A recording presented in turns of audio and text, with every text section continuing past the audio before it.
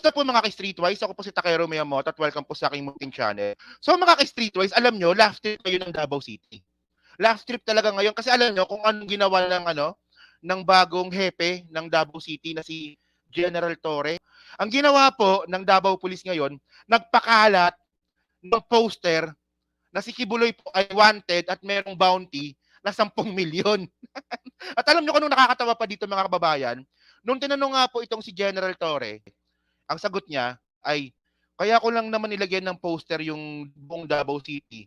Baka kasi meron pang hindi nakakakilala kay Kibuloy. Baka meron pang hindi nakakaalam na wanted si Kibuloy. Hindi nga. Pero para sa akin medyo pang-asar yun, no? Kasi, paano nangyari yun? Wala nakakakilala kay Kibuloy. Well, mga kababayan, para sa akin, okay yung ginawa ni General Torre. Kasi po, pang-asar po ito sa mga miyembro ng kulto. Hindi kayo religion, kulto kayo. Mga kulto. Lang yung mga tono kulto. Tapos mga kababayan, yung ginawa pa ng mga miyembro ng kulto, mga ka-Streetwise, yung poster na nilagay po sa mismong KOJC Kingdom, tinanggal nila. Pang-asar talaga, isipin mo, no? Ilalagay mo yung poster na wanted si Kibuloy, di ba, na merong bounty, sa mismong KOJC Kingdom. Tapos yung intention mo, baka kasi meron pang hindi nakakakilala kay Kibuloy. Alam niyo mga babae, baka sabihin niyo naman kasi sinisiraan ko yung kingdom ni Kibuloy, no? Mga ka-Streetwise po kasi, ang religion po kasi is naniniwala po ito sa isang doktrina, di ba, ng isang deity or ng isang Diyos. Di ba? Kala naka-live ako, huwag niyo akong tawagan. Or na isang Diyos. Pero mga kababayan po kasi, ang religion po kasi ni Kibuloy, di ba, bago ka dumaan sa Diyos, dapat dumaan ka muna kay Kibuloy. So, kulto nga. Kasi tao yung sinasamba. 10 million bounty up to arrest of Kibuloy. So, alam naman po natin yan, no, na meron po talagang bounty kay Kibuloy, 10 milyon. So, ang ginawa po ng PNP, Davao City, ayan, no, walang yan, ayan, no, naglagay sila ng ng mga poster ni Kibuloy sa Davao City mismo. Tsaka naman General Torre naman, kung mamimili ka naman ng picture ni Kibuloy, wag naman yung mukhang manyakis. Sabi ka naman. Walang yan, no? O, tingnan nyo naman yung picture ni Kibuloy, no? Pwede namang piliin yung si Kibuloy nakangiti o galit. Hindi naman yung parang manyakis yung yung picture. Oh. So, meron yan dito. O, ito pa, yan, nilagyan talaga nila. O, di ba? O. So, ngayon mga kababayan, so ito pa, yan. So, at least, settle na tayo doon na talagang kumakalat po ngayon sa Davao City na mayroon pong picture si Kibuloy na wanted. Kasi mga kababayan, no, alam naman po natin na nakailang palit na po ng hepe yung Davao City. Di ba nakailang palit na nga sila? Kasi kaya siguro, ito sa tingin ko lang, no, kaya siguro pinapalitan, di ba, itong mga dating hepe ng Davao City kasi nga po, di ba mukhang wala silang ginagawa para huliin si Kibuloy. Pero at least mga ka-Streetwise na itong si General Torre is talaga decidido na ipahuli si Kibuloy. Di ba? So ngayon, tingin pa natin sabi pa dito. Okay, teka lang. Video na pala. So ito ito yung video nga po ni General Torre. Panoorin natin to.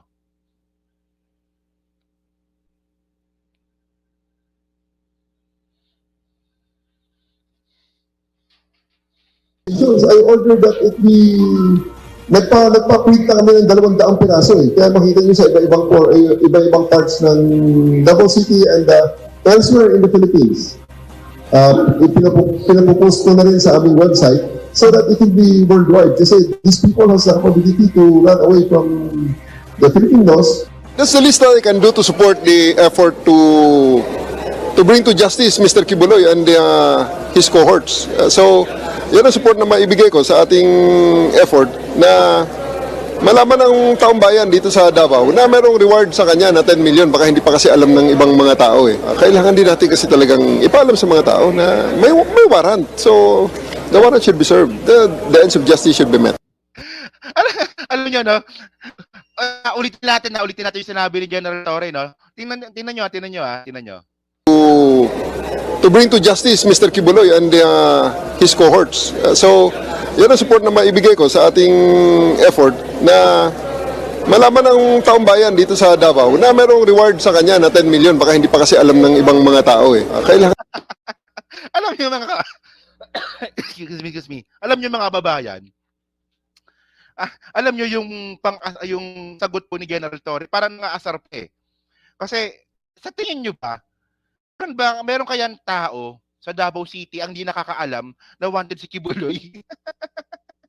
Siguro sa ibang lugar, tindihan natin, pero sa Davao City, di ba na nagkalat ka ng poster ni Kibuloy, di ba? Ang reason mo, kasi baka meron pang hindi nakakaalam na wanted si Kibuloy at mayroong bounty ng 10 million. Pabo naman, no? Sa Davao City pa talaga. Parang nangaasar pa talaga, no? Hindi nga. Kasi mga kababayan, no, para sa akin kasi, yung ganyang klaseng reason na baka hindi pa alam ng mga kababayan natin na wanted si Kibuloy, pwede yan sa ibang lugar. 'Di ba?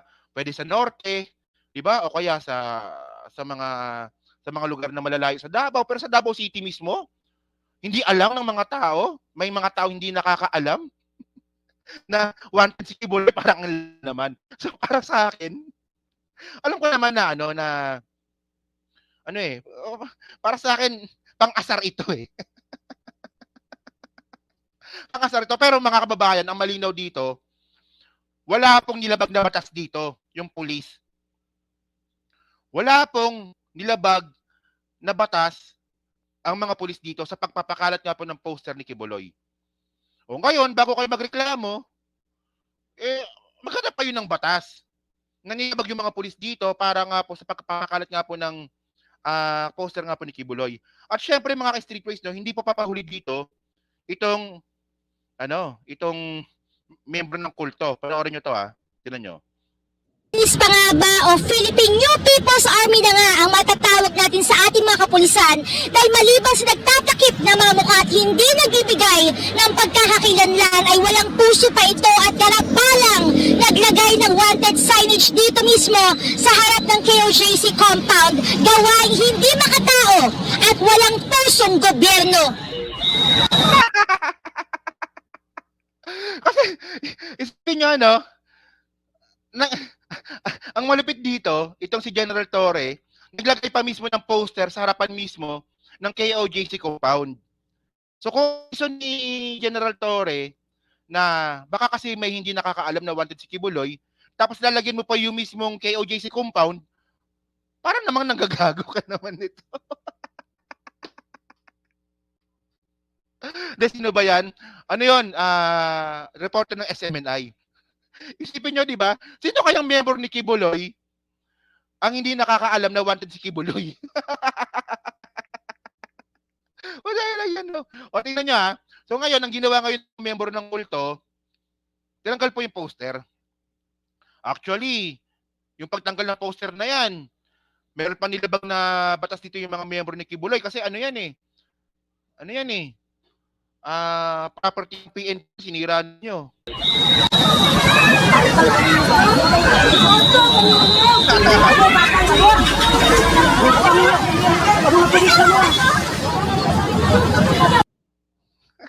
Tinanggal nila. Ang hindi makatao, yung may collection ka ng totoo yan, no? Palmolive girls, no? So, alam niyo kasi kung ano nakakatawa kasi dito, no? So, at least mga ka-streetways, no, nakakita po tayo ng isang general dyan po sa Davao City na kaya pong sumagin si Kibuloy at saka si Duterte sa mismong teritoryo nila. Di ba? Kasi mga kababayan ganito eh.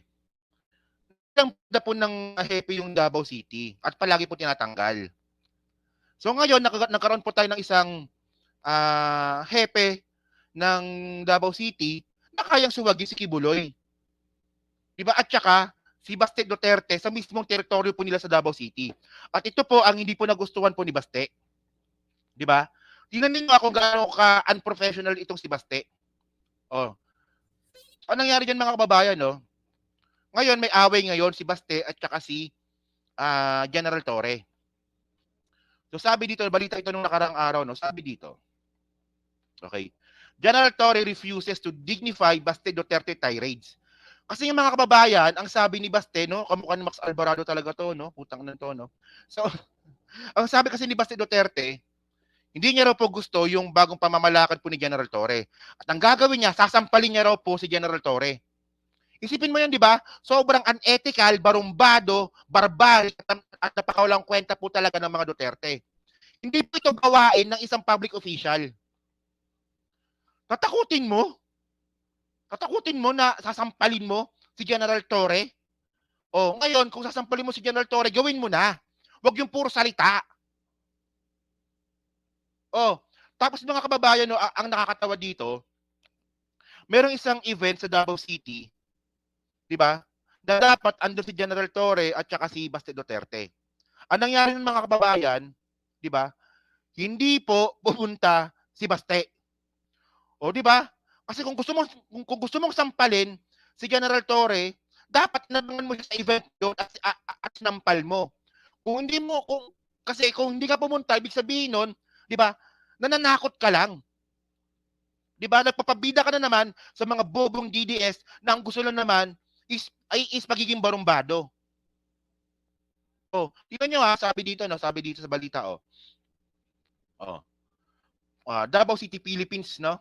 Police Regional Director Brigadier General nga, no, Nicolas Torre has opted not to engage with the recent outburst from Mayor Sebastian Duterte, who threatened to slap him in response to a reshuffling that the mayor deemed disrespectful to his authority. So ngayon yung reshuffle pala, yung nireklamo ni Baste. Tapos ang sagot mo, sasampalin. Parang si Duterte. O sabi ni Duterte, pagbabarilin niya raw po yung ICC. Hindi nga makabuhat ng baril yan. Paa niya nga, hindi niya nga yung paa niya nga, hindi niya nga maiangat. Tapos mananakot pa ng babarilin.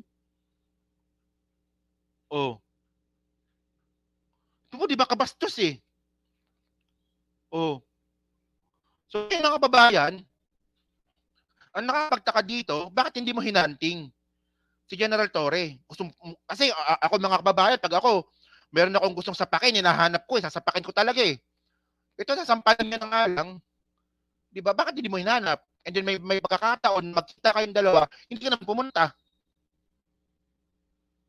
Oh. So, yun mga kababayan, no? So, yun mga ka-streetwise, no? So, dyan po sa 1,100 po na nanonood. So, hindi pa po nakakapag-like. Balik na lang po ng video po na to. Dyan po sa Team Replays. Ano nga po masabi nyo nga po dito sa pakalat-kalat na parang tae na poster po ni Kibuloy dyan po sa Davao City. Para sa inyo ba, makatarungan ba ito? Para sa inyo ba, isa itong pang-aasar? Kasi para sa akin, no? Well, in my own opinion, pang-asar lang ito. Di ba? So, pa-comment lang po sa baba, binabasa ko pong lahat yan. At syempre po, sa hindi pa po nakakapag-like, palit na lang po ng video po na to para din po makatulong po sa algorithms po ng content po na to.